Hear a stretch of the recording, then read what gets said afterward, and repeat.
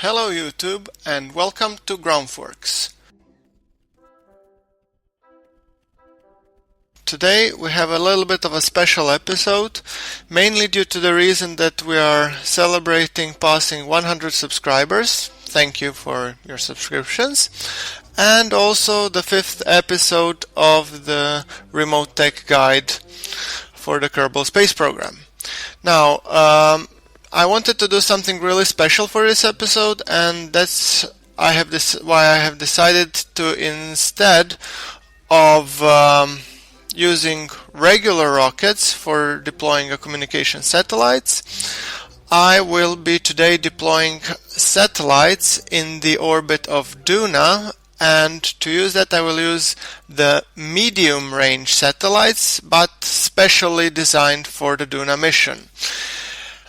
In front of you you have a space plane which we'll be using for this mission. It's SSTO, single stage to orbit, Mark 8, Heimdall.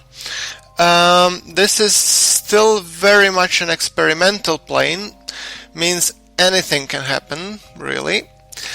And that means there can be only one pilot, and that's of course Jebediah Kerman. Now, this spaceplane has been solely designed for a specific mission to deploy 4 communication satellites, so the same way as we deployed in the previous episodes around Kerbal, this one would be deploying them around Duna. To get there,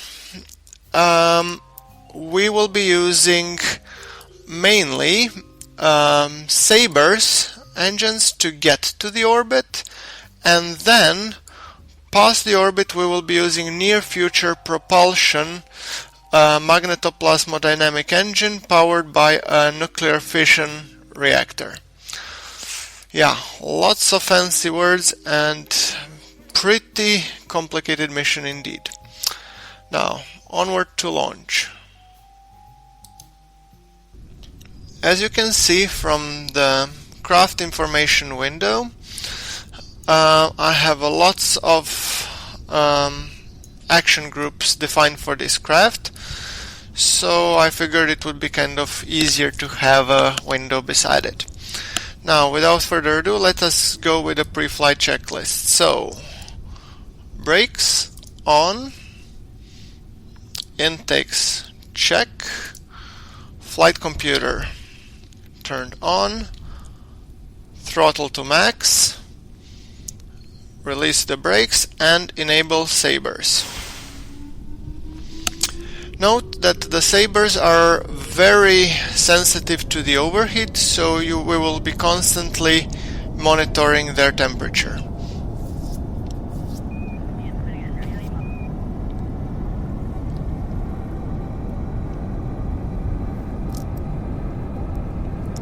You will notice also that this craft has a pretty low thrust-to-weight ratio, but I have tested it before and it's perfectly orbit capable.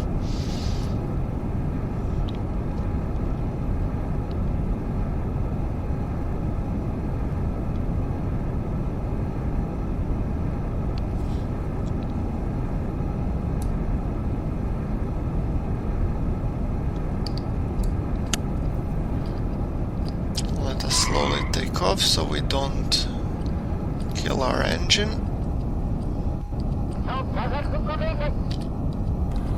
Gear up.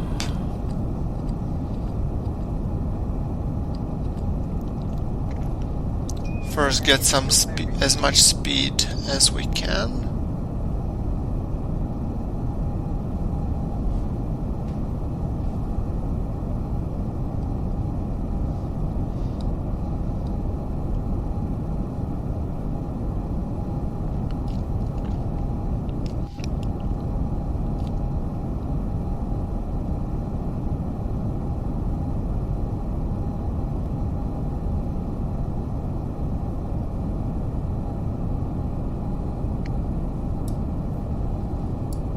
By the way, I really like the look of this spaceplane.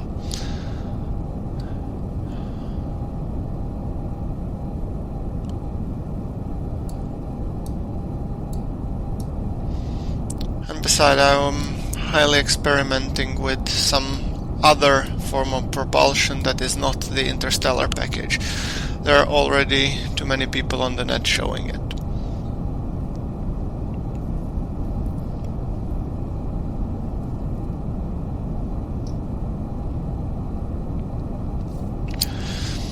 By the way, the ascent of this spaceplane, while perfectly orbit capable, is a bit tedious and can take a long time. So I will either play it accelerated at 4 times acceleration, or I will just get back to you as we reach orbit.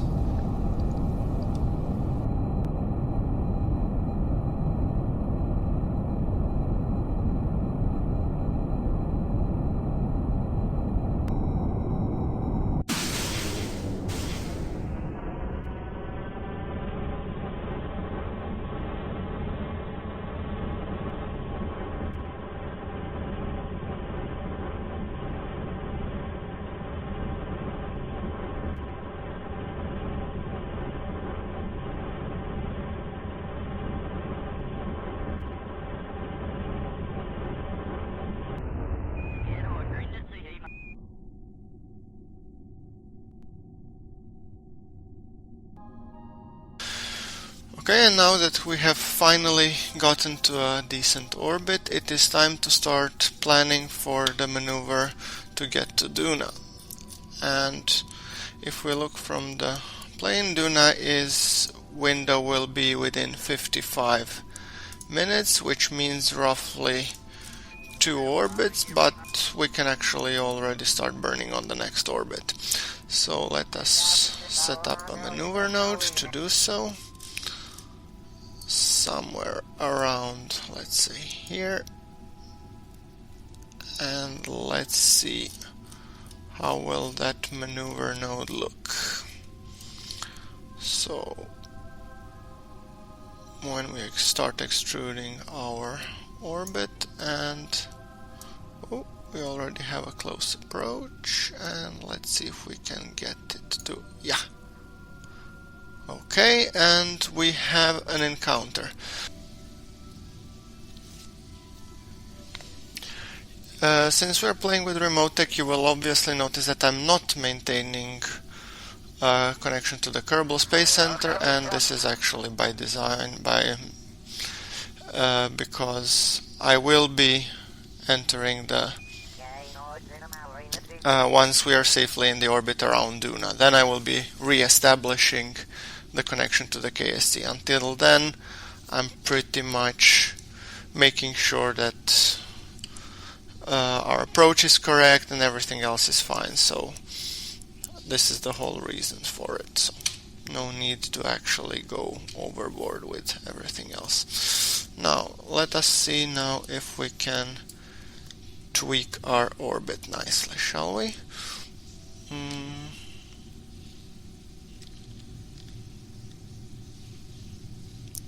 We have engaged the drive.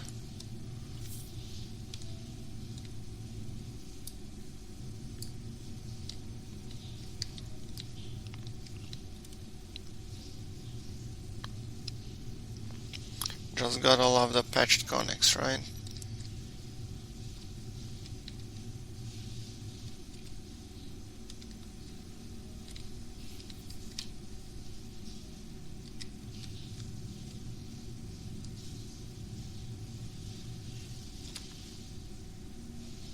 And this looks like a very nice orbit to me. Perfect. That means that we will be entering Duna's sphere of influence within the next 179 days. Alright, so let us time accelerate to that point, shall we?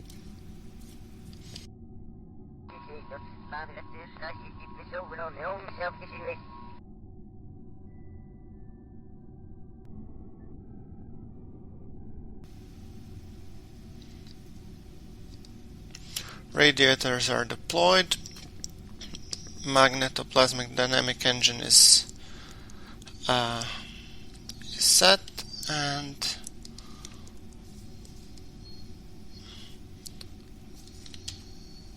so we are aligned, and then it's just a matter of getting to a maneuver node.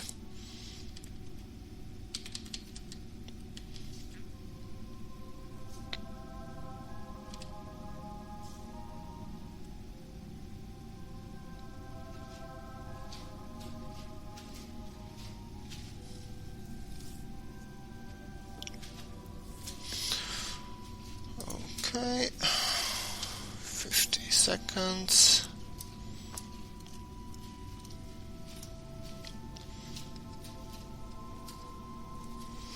And while we're doing the burn, we will be monitoring our apoapsis and periapsis and make sure that those are aligned to what the aerobraking calculator said. So let's see.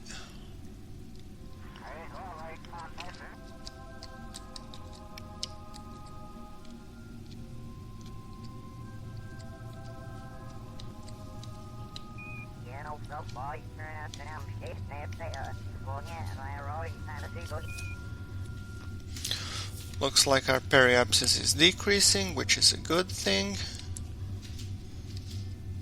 We just have to be very, very careful not to overdo it, because these maneuvers are very, very sensitive.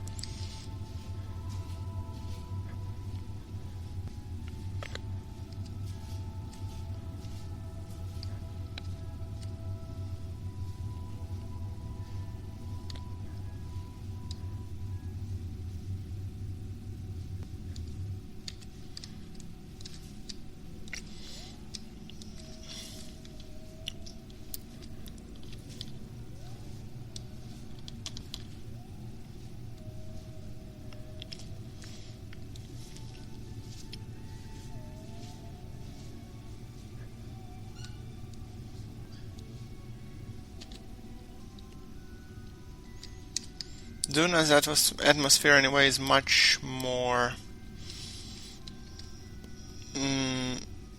much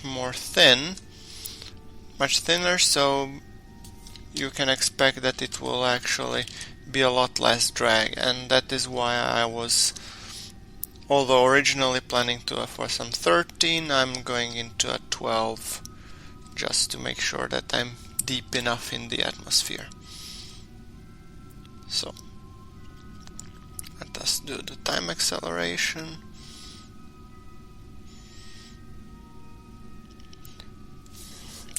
This will be exciting. It's been a while since I've last done an aero brake maneuver, so yeah, it will be definitely interesting to check.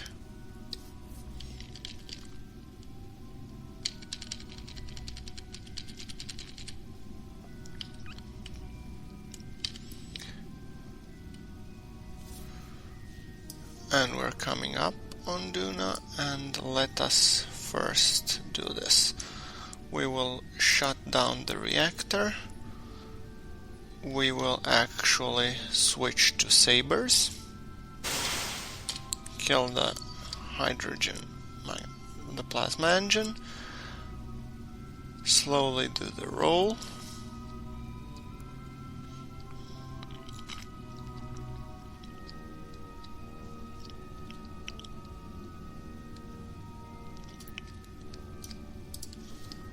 This is fantastic shot.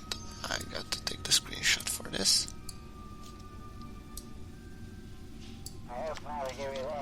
Okay. Let's see, is the radiator cool already? Okay. Let us withdraw the radiator so that nothing pops up, and let's see if we can deploy the air brakes. So we want to pump the fuel front, and it is, to keep the aircraft stable, fine. And we also want to deploy air brakes. Let me just see which ones. Not these ones, but the outer ones.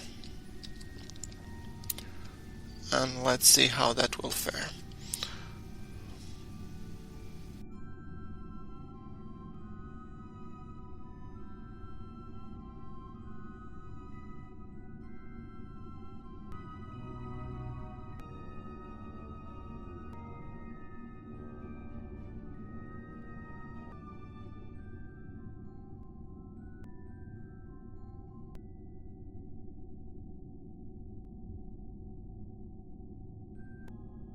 We will try to set the periapsis to be, let's see,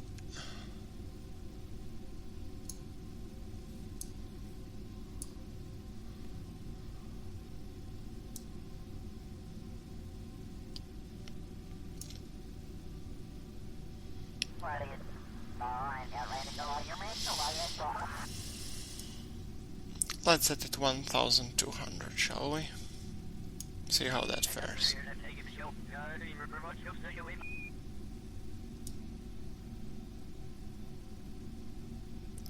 Roughly around here.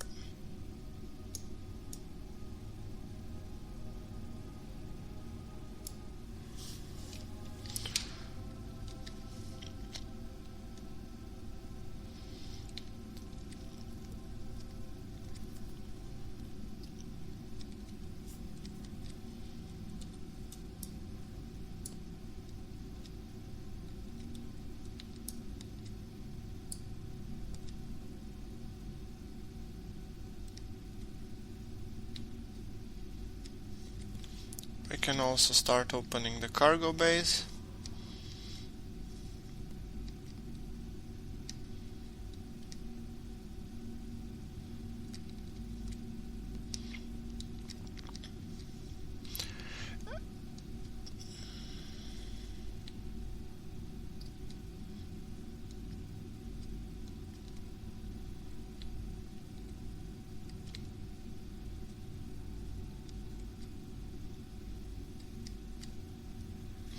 So yeah, here you see our payload, a total of 4 satellites, 3 to be used as communication and 1 as terrain mapping.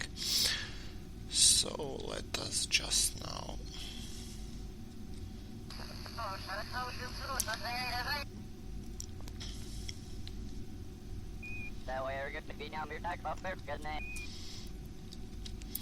as soon as I adjust the final orbit for deploying the satellites, I will be showing you how to use also time delay on your probes to be able to deploy them correctly.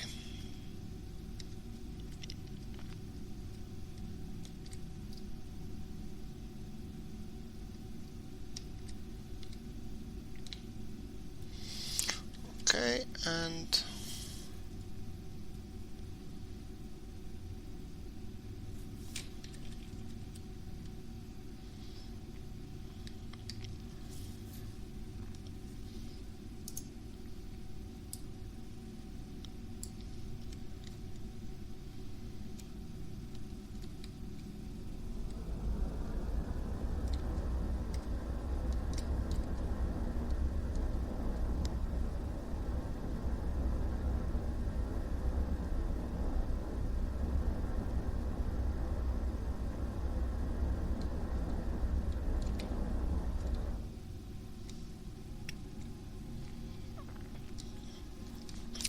now for the final maneuver, we will enable magnetoplasma dynamic. We'll start up the reactor and toggle the radiators.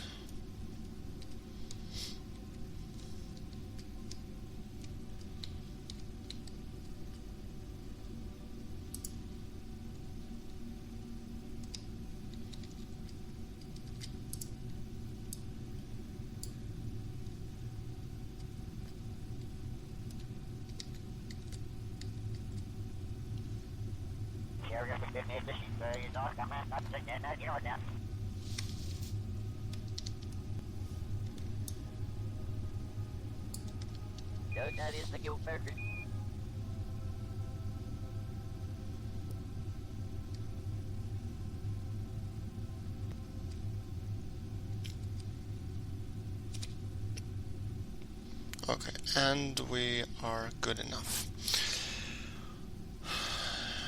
Fine.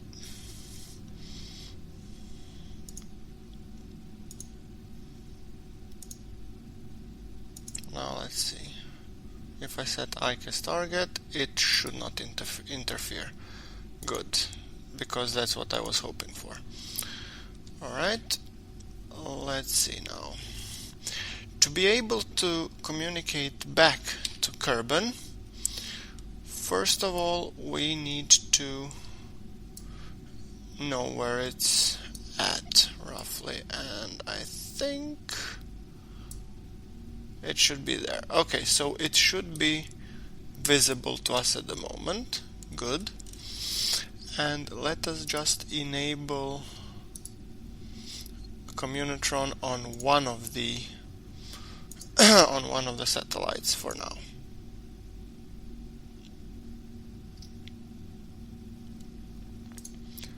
Now we should be able to maintain, and yes, we are maintaining a connection to the Kerbal Space Center. That was the intention. Good.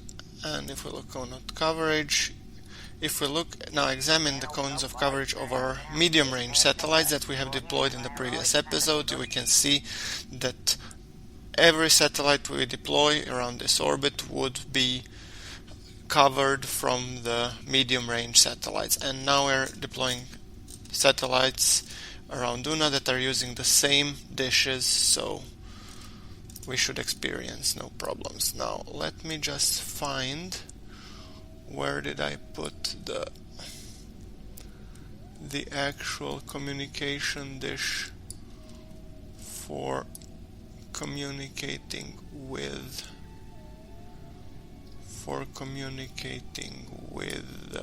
satellites. Well, I alternatively could use always this one, I guess. Now I'm looking for a communitron. Well, let's see.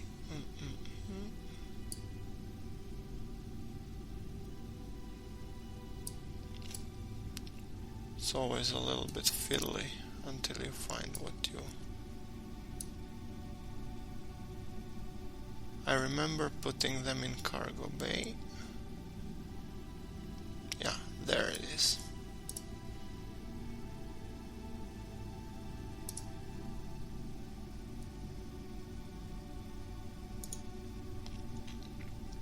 Because this one is attached to the SSTO itself, not to any of the satellites. So that's the reason why I wanted to activate specifically this one. Cool. So we will be first deploying, let's say, this satellite.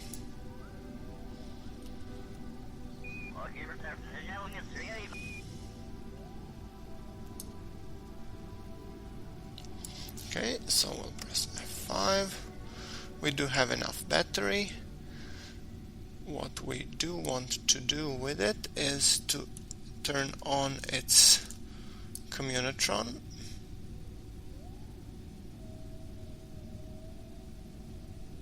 As well, as soon as I can find it.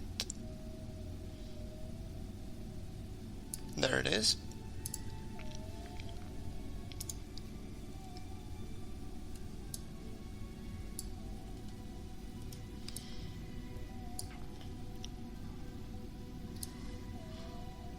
So antenna is on. Let us go control from here.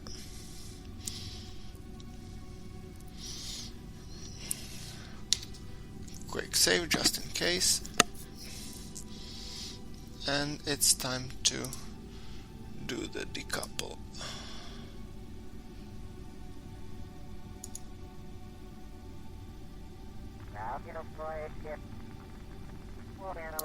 It will bump slightly, but hopefully we should not be overly concerned.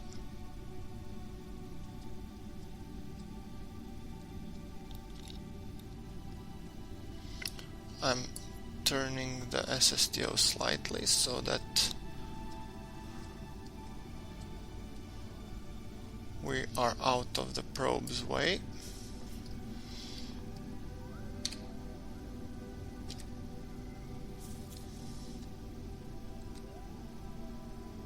Oops.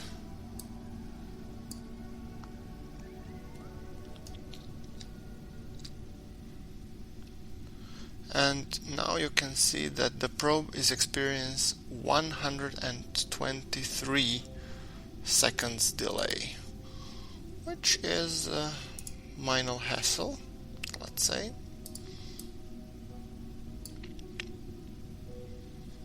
So let us go back to the SSTO if we can, and we will definitely move a little bit more out of the way.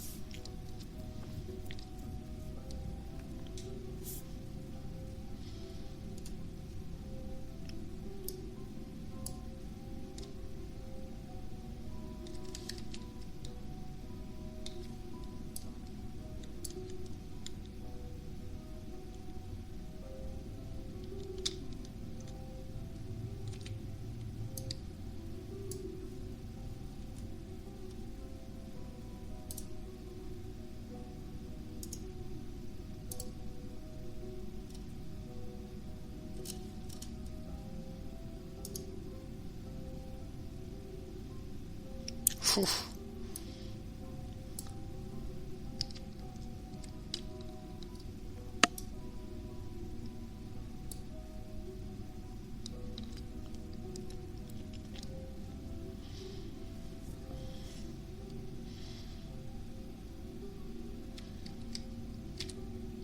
This was very close. Screenshot.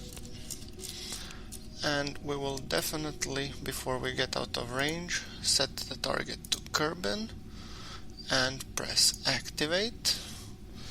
And the only reason why it's not yet done is because it is waiting to activate, and it will do so in 1 minute and 50 seconds roughly. So that's something that we need to keep in mind. So here I will be showing you how to use the flight computer. Let us just first extend the solar panel so we don't forget to do that.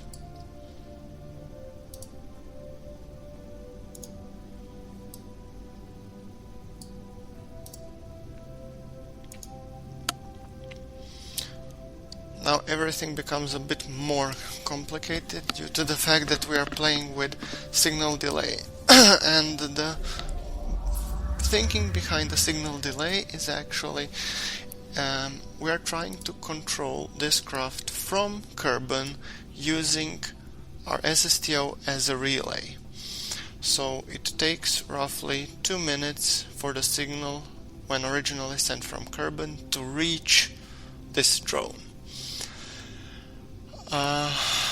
That means you will have to plan all of your maneuvers way ahead of time. For example, I could have activated the Communitron, which I choose not to, and this is now costing me some time in terms of deployment. But no matter. Let us rather see and prepare the maneuver node for the drone. We'll set it apoapsis, and we will set it on a 1200 by 1200 orbit.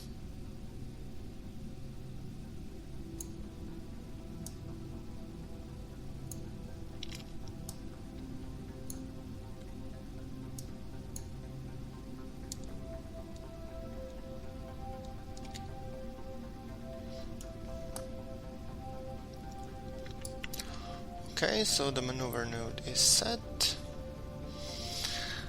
and So these are the controls for the direction. First is to kill rotation, second is to point to prograde, point to node prograde, orbit prograde, surface prograde, or target prograde. Here you can choose whether it's prograde or retrograde, and here you can manually choose how much you will want to tilt. As you can see, 2 minutes afterwards our antenna got deployed, and now in a couple of seconds we will be extending the solar panels.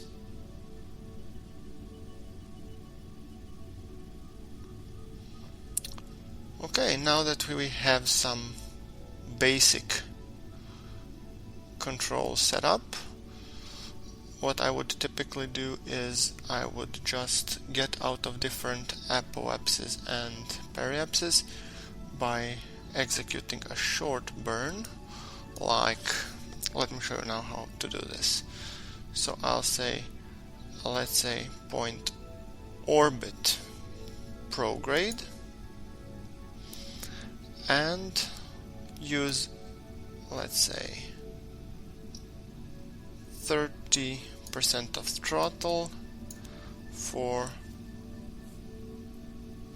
2 minutes per second burn.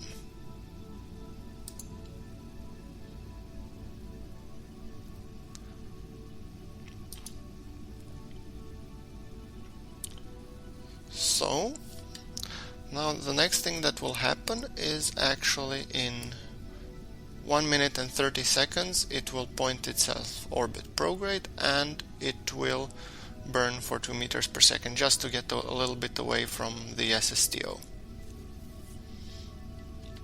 We can accelerate time. By the way, you can also use the time acceleration, because the flight computer will for sure make sure that it is set.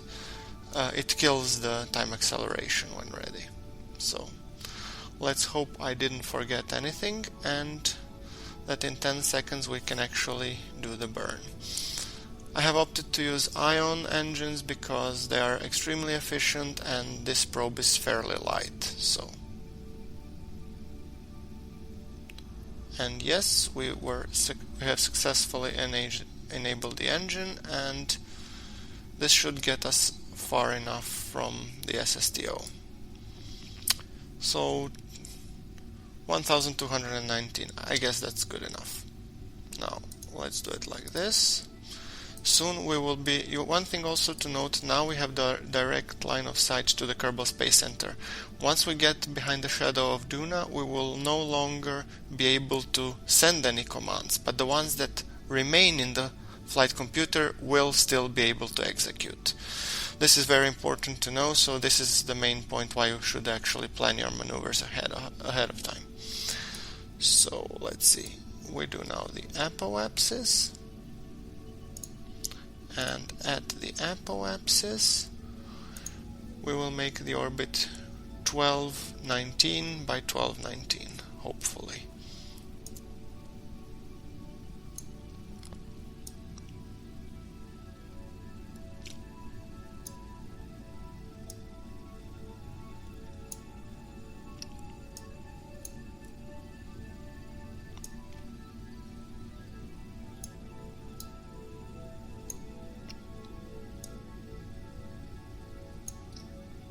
This should be good enough.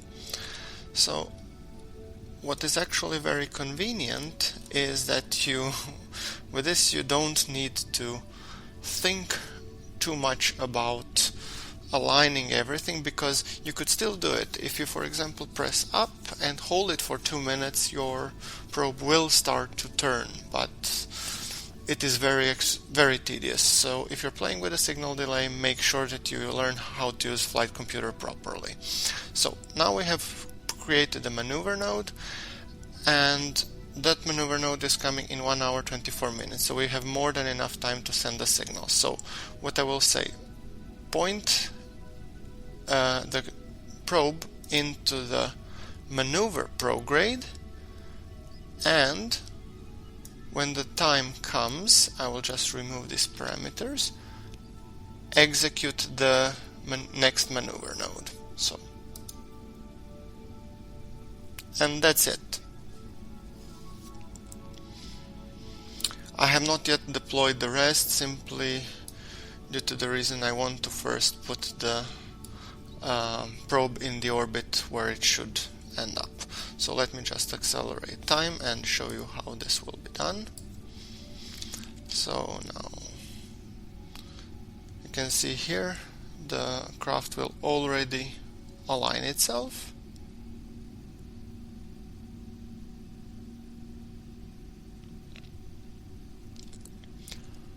And pretty soon we will be entering the Duna shadow, which means we will definitely lose a connection. So let me just show you that briefly.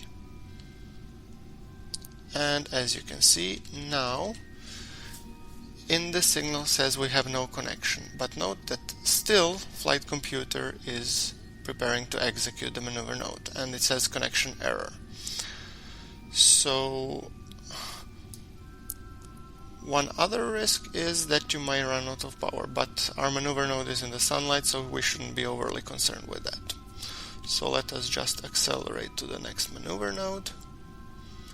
And here you can see we have re-established the connection, but now we are experiencing a second problem, and that is that our charge has dropped. Our charge has dropped and we're getting an alert for that. Doesn't matter.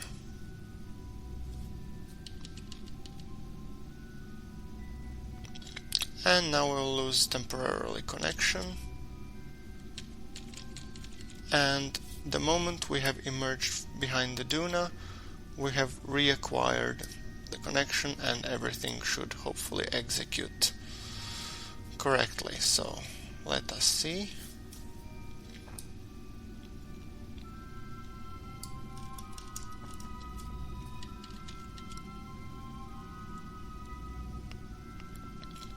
It is equally important that you deploy both the short and the long range antenna, because otherwise you won't be able to use your craft as a relay. So let's see how well it will execute the maneuver node.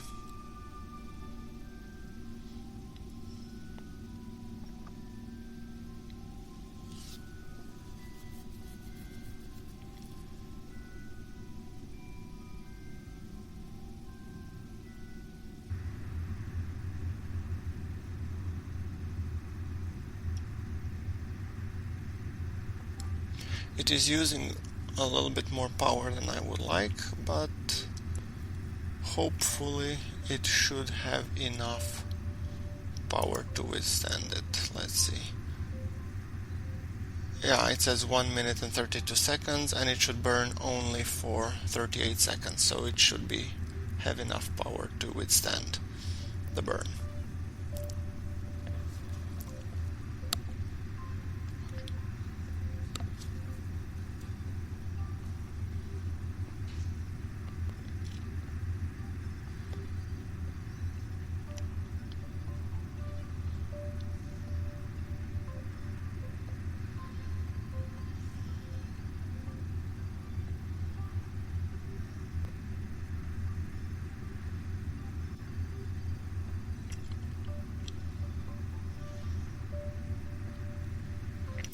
Okay, and as you can see, we have successfully deployed a satellite in the Duna orbit to be used as a relay satellite.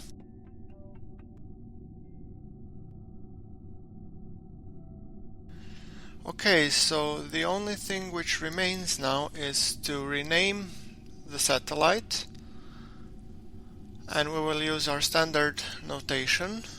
So it will be sat Duna medium range communication satellite 1. Accept. And the next thing that we need to do is to make sure that we deploy the short range communication antenna, and that one will be used to communicate with Ike.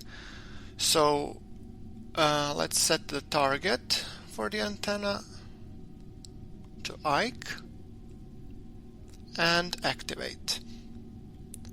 Close the screen, and as you see, the antenna will deploy in roughly 2 minutes.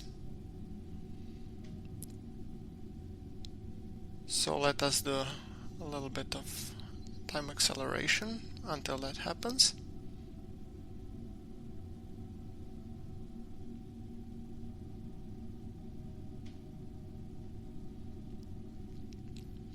Okay, and antenna is deployed. Okay, let's examine the cone of coverage.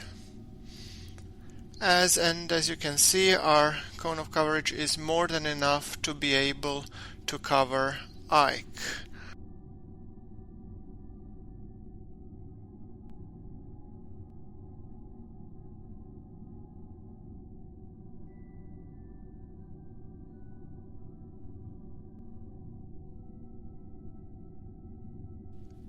Okay, so the rest of the 2 remaining satellites, I will be showing you how to deploy them in a time accelerated manner, because it's pretty much the same as you saw until now. Now, the reasoning behind using a short-range communication satellite to be highlighting and talking to Ike is that I would always place a communication network around parenting planet and then put enough short-range communication antennas or communication dishes to ensure that you can, from the parent planet, communicate with all the moons that are around it. So for Eve, it would be 1 short-range antenna. For Duna, it is 1 short-range antenna, as you saw. But for example, Joule, you will need many more short-range antennas. But the idea is the same: 1 short-range antenna per moon, and 1 additional short-range antenna for the active craft, if necessary. So that's pretty much what is the reasoning behind setting up the communication network. And as you can see now, we are already putting the 2nd communication satellite in Duna's orbit, following pretty much the same procedure as for the first one, and getting the same warnings. Be very careful, because communication silence as performed by Duna Shadow and also lack of sunlight can both cause your commands to not react. So now onwards to launching the 3rd and final communication satellite. In this case, just as a precaution, I will, after enabling the Omni antenna, I will also close the communication antenna to on the main SSTO, just to ensure that I don't bump with it when I exit with the probe. And as soon as the probe is away, I have reopened the Communotron 8888. And now pretty much opening everything else, extending solar panels and communication dish, moving slightly away from the SSTO. Just a couple of meters per second should do it.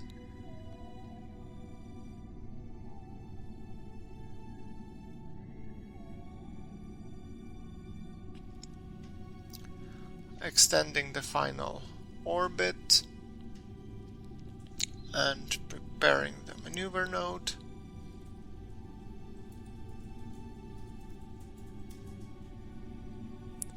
and when we come to the maneuver node, the probe will initiate its burn and get to the final orbit.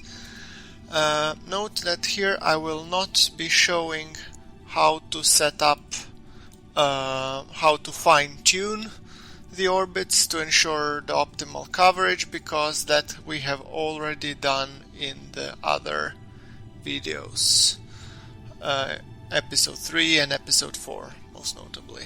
Oh, this is a very nice site. So thank you very much for watching. If you like the video, please do like the video, and if you like my tutorials, please press subscribe. It helps me out a great deal. Thank you very much for watching, and this is Grumforks signing off.